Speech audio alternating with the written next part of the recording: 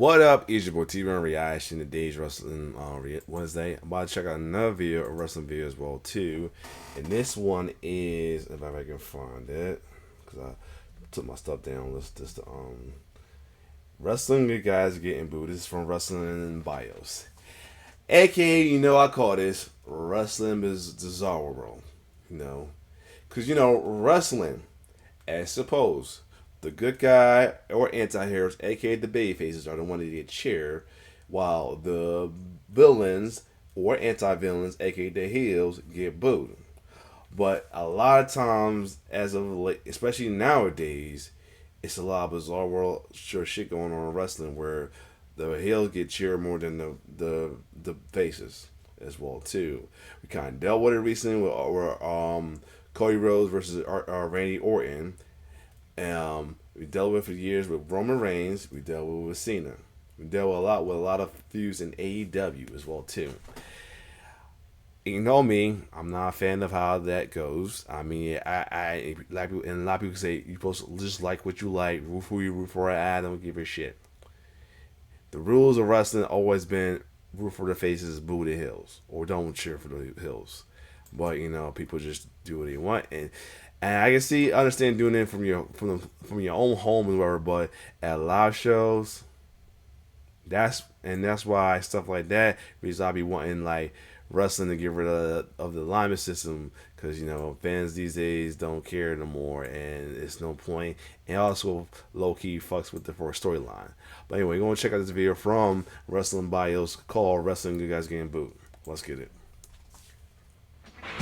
One thing's for sure, if you're a pro wrestling babyface, you won't get cheered every night you're in the ring. Unfortunately. Many factors do come into play though, and really a perfect storm needs to brew for fully fledged babyfaces to get bad reactions from fans in attendance, and this is what we're looking at today. Times in pro wrestling where the good guy got booed out of the building.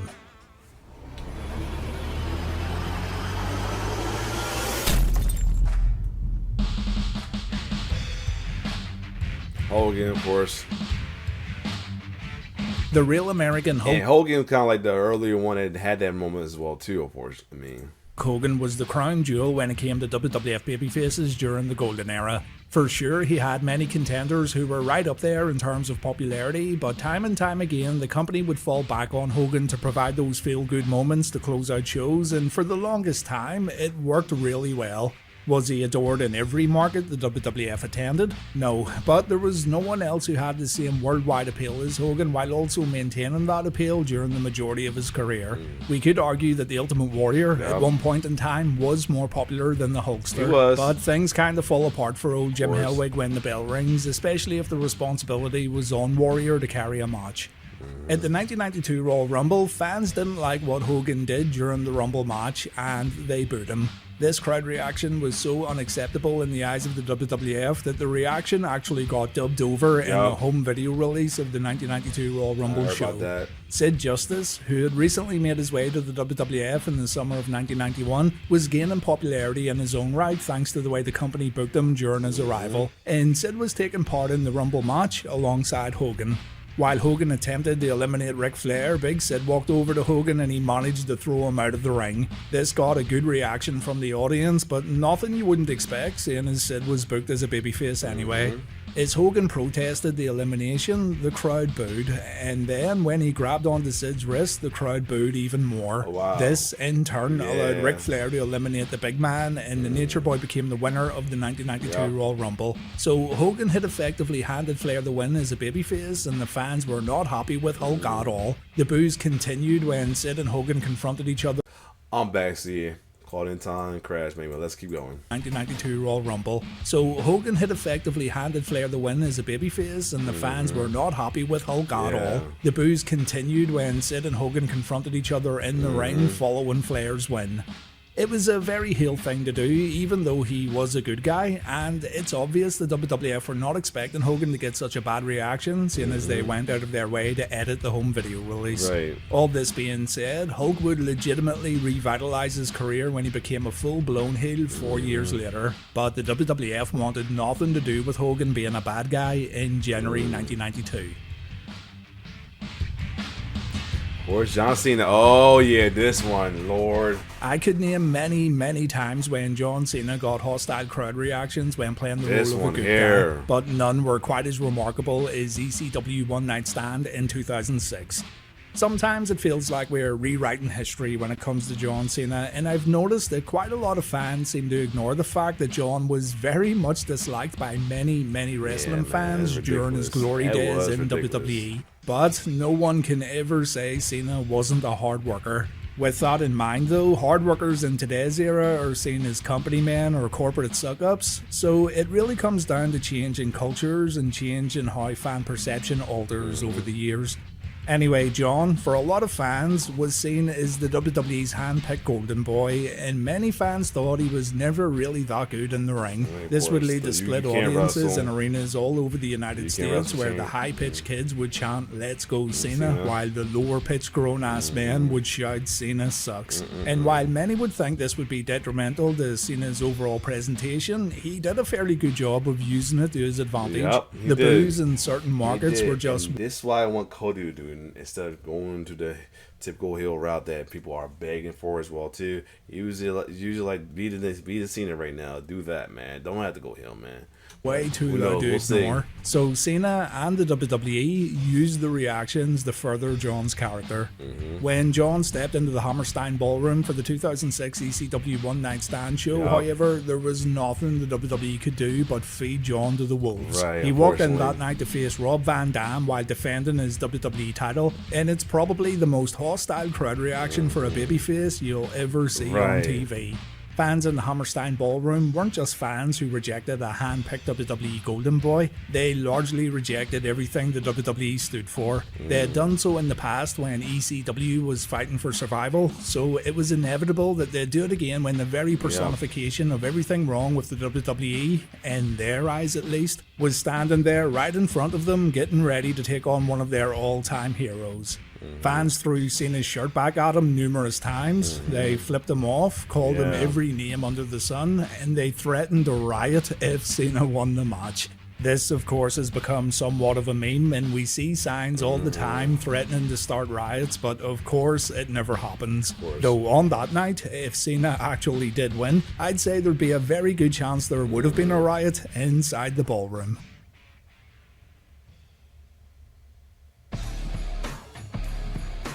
Oh yeah, Batista Mysterio. Oh man. The 2014 Royal Rumble shows a fantastic example of fans expecting something that wasn't even advertised and then getting angry when those expectations weren't met. Daniel Bryan was the hottest pro wrestling superstar maybe in the entire world during this time period. Fans wanted to see Daniel placed in main events, they wanted to see him become the WWE champion after he was called a B+ player on TV, and they wanted to see Daniel headline WrestleMania. As we all know, the easiest way to grab that Mania main event spot is to win the Royal Rumble match, but there's a slight issue when Daniel isn't advertised as a participant for the Rumble match. Instead, he's got a match against Bray Wyatt scheduled for the show, and just as a quick side note, that match he had with Bray at the 2014 Royal Rumble was really good. I think I've mentioned this before, but I feel this match gets really overlooked due to everything else that happened later in the evening. Away from the Daniel Bryan stuff, Big Dave Batista made his return to WWE, and Dave announced that he was going to be competing in the Rumble match. When Batista came back to WWE television, he was getting great crowd reactions, and fans were happy to have him back in the Rumble. But those same fans also had it in their heads that Daniel Bryan was in the Rumble, and Daniel was the favourite to win, so it didn't really matter if Batista was in there or not. Well, the Rumble match begins, and fans realise as time goes on that there's no Daniel Bryan. Fans chanted his name, they waited on each and every countdown to hear Flight of the Valkyries, but Bryan did not compete in the 2014 Royal Rumble match at all, and fans got really pissed off. Again, he was never advertised for the match, he made no hint that he'd be in the Rumble, and the WWE didn't make any hints about it either, but fans got it in their heads that he just had to be in the Rumble, seeing as he was so white hot at the time, but he just didn't show up. There was one last hope when the 30th entrant was about to make their way down to the ring. Number 30, however, turned out to be Rey Mysterio. And poor Rey, who spent his whole WWE career as a good guy, even though he is a deadbeat father, he got booed out of the... Hold up, bro. I know you ain't participating in that bullshit. I know this man participated in that nonsense. Oh my god. That's weird that you get somebody that's a wrestler commentator on that do videos like that to participate in that nonsense. Whatever, man. Wow. But go ahead. Building just because he wasn't Daniel Bryan. When fans then realized it was highly likely Dave Bautista was going to win the Rumble, they turned on him too. And when Dave won the match, he was visibly annoyed at how fans reacted to his big victory. Cameras caught up with Dave after the pay-per-view went off air, and it's clear he didn't envision his big Royal Rumble moment coming across the way it did. So he took this and he ended up turning heel, making it perfectly clear that he felt disrespected by fans when he won the Royal Rumble. Rey Mysterio recovered just fine. Fans were just caught up in the heat of the moment, really, when it came to Mysterio's entrance. And as for Daniel Bryan, he'd go on to WrestleMania 30, where he'd win the WWE World Heavyweight Championship. I remember people starting hashtags about cancelling their WWE Network subscriptions when Bryan didn't appear in the Rumble match. I don't remember people admitting they got by the time Mania 30 was over. Edge. In 2004, Edge was drafted to Raw after coming back from a year's hiatus due to a serious neck injury. He came back looking better than ever, and he'd go on to win the Tag Team Championships with Chris Benoit, and from here he'd pick up the IC Championship for the 5th time. When Edge made his comeback, it seemed he was destined to do something new and different. He had gained a lot of muscle mass, he was being pushed in the right direction, what with his championship wins and all that. But then, his character fell into the same old really, and he was back to being a pretty standard babyface that had nothing really going for him but his championship wins. He went into SummerSlam 2004, which took place in his hometown of Toronto, and his own hometown fans booed him out of the building. Edge faced Chris Jericho and Dave Bautista in a triple threat match, and it's weird because it wasn't like fans were starting to get behind Y2J or Bautista in a massive way or anything. Batista's true rise to prominence wouldn't begin until a little while later. Fans were just simply booing their hometown hero because I really don't know. I guess they just realised what we all realised, that being Edge was just a bit bland during this particular time period.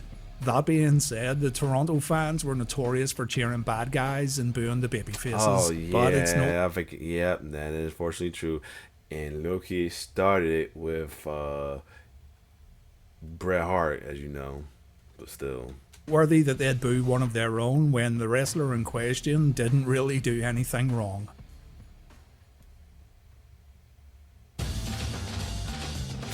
Oh boy. Oh yeah. This one right here. Here's the thing I always feel like. I feel like Sid was supposed to be a heel, but I feel like they reverted that because it didn't help that he was going out dabbing up fans, but bro, he's supposed to be the heel? But, let's see the story of this. During 1996, Shawn Michaels was pushed as the company's #1 white meat babyface. He was WWF champion, he was putting on brilliant matches, but just having brilliant matches wasn't enough for Vince McMahon and company. He really was forced down everyone's throats during this time period, and I'll always maintain that McMahon's work on commentary was detrimental to Shawn's first WWF championship reign. You really have to hear it for yourself to understand what I'm talking about. During Shawn's entrances, Vince would gush over Shawn's charisma and Shawn's flamboyance. He would talk about how no one in the world was quite like the Heartbreak Kid, and McMahon would act like Shawn's biggest cheerleader during the closing moments of his matches. If Shawn went down with a kayfabe injury, or if some sort of bad news had to be delivered about HBK, Vince would talk like one of his own children just got shot in the face, and fans were quickly picking up on all this. Wrestling itself was evolving too. The NWO were changing the game over on Nitro. Stone Cold Steve Austin was starting to pick up a lot of steam in the WWF. Fans were starting to embrace the anti-heroes of pro wrestling, and here comes Big Psycho Sid challenging Shawn for the WWF title in Madison Square Garden of all places. That night at Survivor Series 96, fans made it clear that Shawn's time was up. The big man got cheered by the New York fans that graced MSG that evening, while HBK got booed. Shawn hadn't changed a single thing he had been doing in the weeks and months before this showdown, but that was maybe the main problem. Fans were just tired of it. They knew Shawn was one of the best in the world, but they didn't need the constant reminders every single time his name was uttered on WWF programming. So New York didn't treat old HBK too well on this evening, and to their credit, the WWF books said to beat Shawn for the WWF Championship. Yeah, I feel like they possibly might have reverted to heel turn at the time, because even after he was still dubbing up fans like a babyface, he was supposed to be heel, so I'm assuming that he was heel for a second and they reverted like they did with Becky a while back. This was all put in place so Shawn could win the belt back in his hometown of San Antonio at the 1997 Royal Rumble pay-per-view. But by this time, even Shawn understood that fans had had enough. All in all, it most certainly damaged the ego of Mr. Michaels, who felt he had let the WWF down during a time when the company was losing the Monday Night Ratings war against WCW. And it took quite some time and a few lost smiles before Shawn was ready to get to work again. Mid-1997 HBK was a lot more interesting, seeing as he had worked as a tweener until eventually going full heel mode during the late summer. But did McMahon learn his lesson when it came to forcing good guys in people's faces on an almost obnoxious level? Of course not. And it's probably going to be that mean Roman next. Oh, Rocky Maivia. Rocky Maivia fell into the same trap Shawn Michaels fell into. He was pushed way too hard as a babyface. But now this one, I feel like if you saw this Flex Kavana character, it was literally the Rock character, but as a babyface. If you look at and yes, he was a babyface because he's wrestling against heel. His last match was against a heel Jerry Lawler, who he lost to leave as well too. He could have kept that Flex Kavana like character as Rocky Maivia going in. If he did that, I don't think he probably would not have been booed as he got. So I will say that. It sucked that he did get booed at Rocky Maivia, but I feel like if he definitely kept that Flex Kavana character first as a babyface. But then again, probably at the time with the main USWA was like kind of like NXT was like different crowd and everything. Probably the main roster crowd wouldn't think of it as being a babyface time, or at the time we had an early stage of Vince McMahon being tone deaf. Who knows?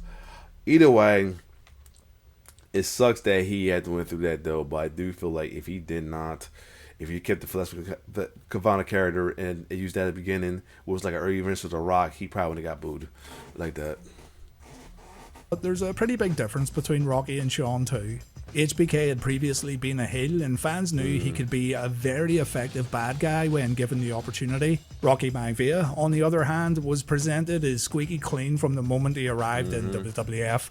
He was pushed right out the gate from day one. At the same show where Shawn lost to Sid, Rocky actually got a good ovation from the fans in MSG, but I'm sure this gave the WWF a false sense of security, because immediately following his debut, the company didn't make any tweaks or adjustments to Rocky's character, and instead he remained the blue chipper, the rookie sensation who smiled on his way to the ring and smiled on his way back even if he lost the match.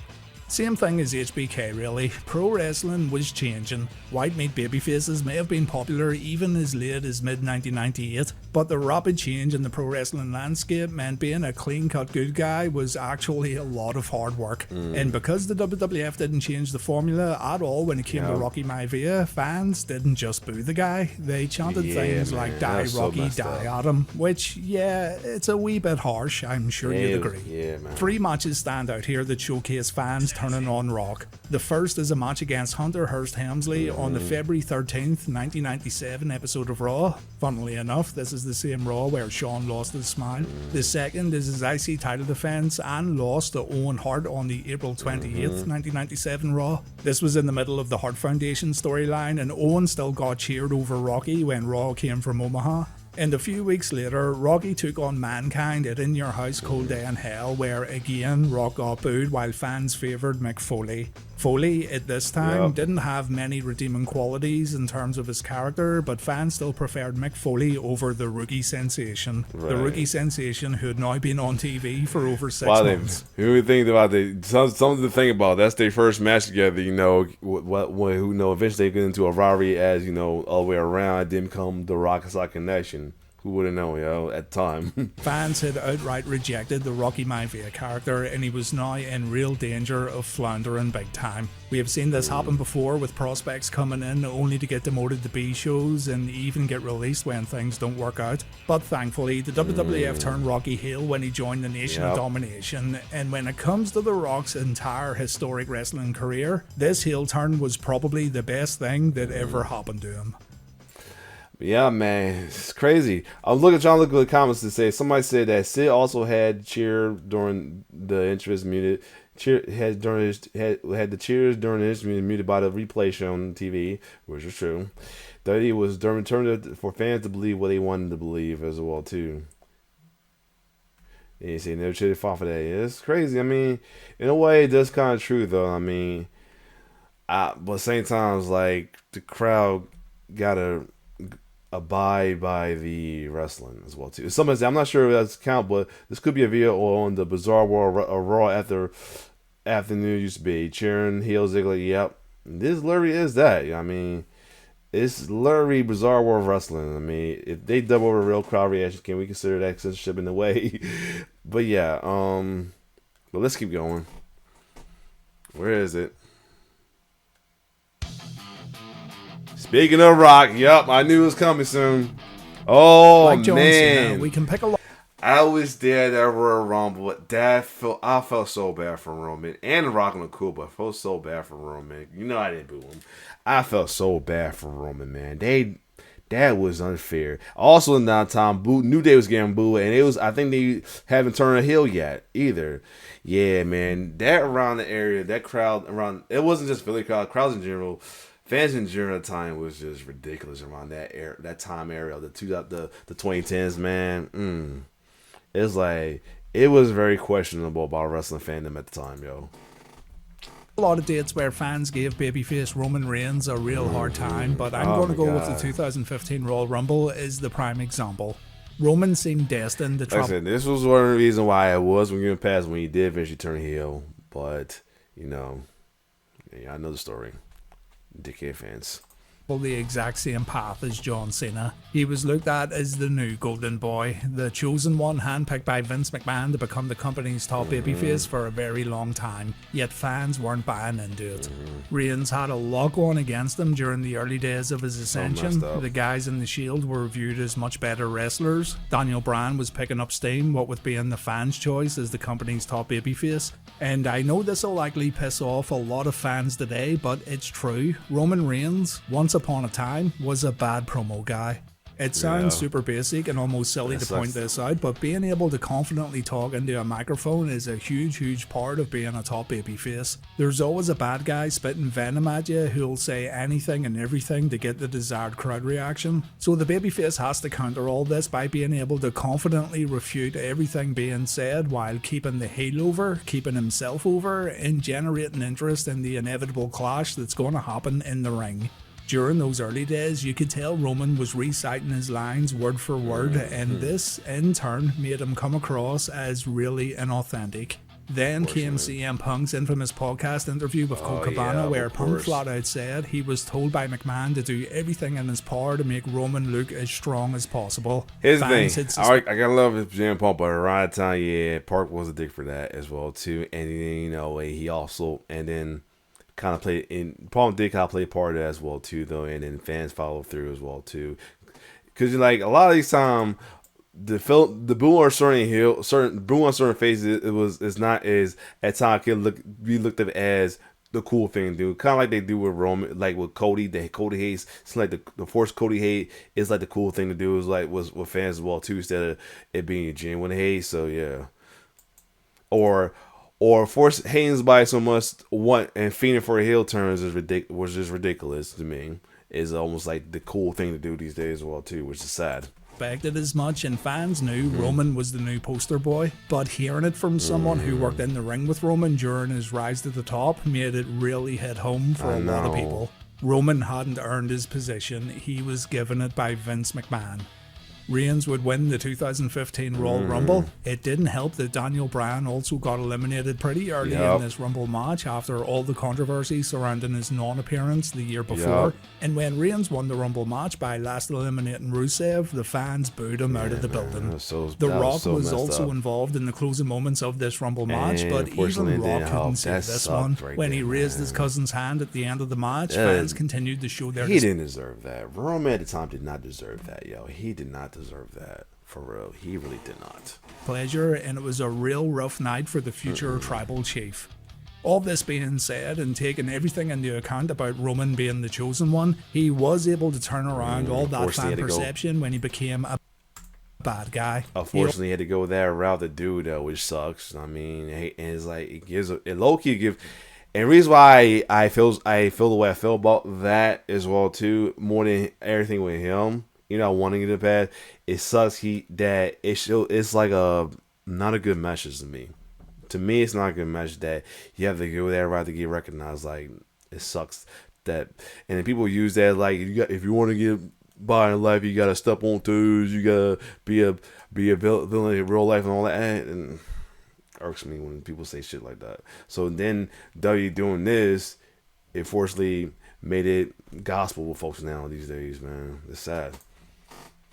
It also showed he was just a regular guy when he made an in-ring announcement regarding his leukemia diagnosis, which helped fans realize that the man went through the same real-life struggles as potential. The other reason why I was going to give him a pass because he went through illness and all that anyone else. But just like The Rock, it was really Roman's heel turn that saved his career in a way. Unfortunately, nowadays people can't wait for the tribal chief to show up, and Roman being more authentic during his promos has made his whole presentation a million times better. And now the confidence just drips from Roman every single time he's presented on TV.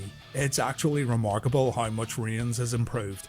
That being said, even Roman pointed out that the 2015 Royal Rumble is a night he'd rather forget. The tribal chief said, "You think about these moments, you dream about them. And the moment it actually happens, it's like they're playing the worst soundtrack of all time over your moment and ruining your party." Exactly. That's how the Rumble in Philly felt. That sucked, man. That really sucked. What we else got left?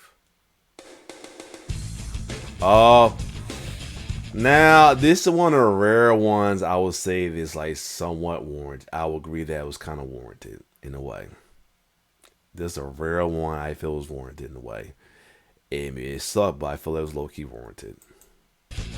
Man, sometimes I just don't know what to think when it comes to Ronda Rousey. Following her MMA career and knowing she was in need of being humbled, I always thought she'd get a nice clean slate when she came to WWE, and at first it looked like that's exactly what was going to happen. Pro wrestling fans welcomed Rousey with opening arms at first, and I was there in person when she had her debut match at Mania 34. That match she had against Triple H and Stephanie while teaming up with Kurt Angle was easily the loudest match of the night, and I was genuinely hopeful that she'd do fine in the WWE following this match.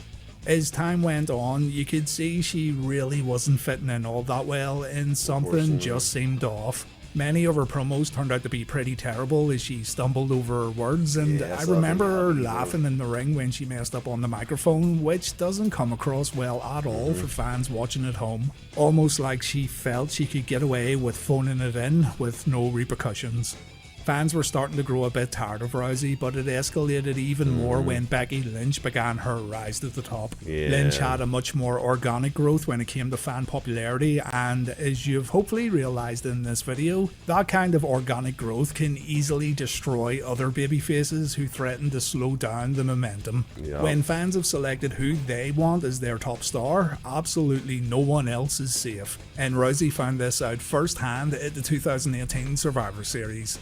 Thing is, Rousey didn't face Becky Lynch at this show. She was supposed to, the match was already booked, but Becky got her face messed up big time by Nia Jax during a SmackDown vs. Raw scuffle, and Lynch was removed from Survivor Series mainly due to a concussion. So Becky selected Charlotte Flair to take her place, and so it was going to be Charlotte vs. Rousey at the pay-per-view. Rousey would feel the wrath of WWE fans in attendance when they booed her during the introductions. They chanted Becky's name as the two went to work. And when Charlotte used the kendo stick to cause a DQ finish, the fans cheered loudly. It didn't stop there. Hold on a second. I'm back. Let's get back to what I was saying about the DQ finish. Yeah. And when Charlotte used the kendo stick to cause a DQ finish, the fans cheered loudly.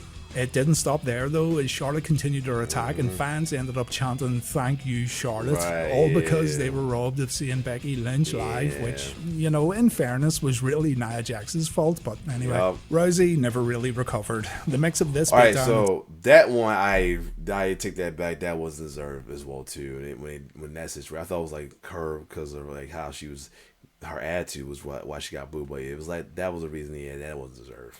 Survivor Series, along with the fact that Ronda was perceived as a little arrogant, made fans eventually turn on her. So it's no surprise really that she ended up going heel. This perceived arrogance turned out to be pretty true when Rousey gave interviews following her WWE departure. Ronda, for how good of an athlete she really is, always seems to blame others when things don't go her way, and Ronda's never once talked about how she could have learned more or improved more while working in this brand new and highly competitive environment. Yeah, I think we're going to need a part 2 for this. I keep getting these video ideas, but then I realize there's many more examples. Yet if I want to keep the upload schedule going the way it has been, then I have to end the video sooner rather than later. But this is a topic we'll come back to. There's more examples from guys I mean. So yeah, it's a lot of majority of them to me wasn't deserved. I mean, the Hogan one was definitely questionable because what he did as well too. John Cena one, that was ridiculous, but you can't, but it was ECW, you know what I mean, at the time, you know, ECW. Batista kind of deserved it. Mysterio did not deserve that one right here. Well, next one was, what was it? Edge. That was very questionable right here. I don't know what the hell that was all about. I don't remember that one. The Shawn one was like, whatever. I mean, I get it, but at the same time, it was around the time. This is around the time, this dark time with WWE with the new generation era, and you know, and then WCW was starting to think with NWO, so it was like bad time as well too. And then the whole thing was Sid was kind of questionable. Rocky, I said that it sucked they went there, but I feel like if they would have kept his Flex Cabana character as well in the beginning, it wouldn't be that bad as well too. Roman did not deserve the shit he got that during that era as well too.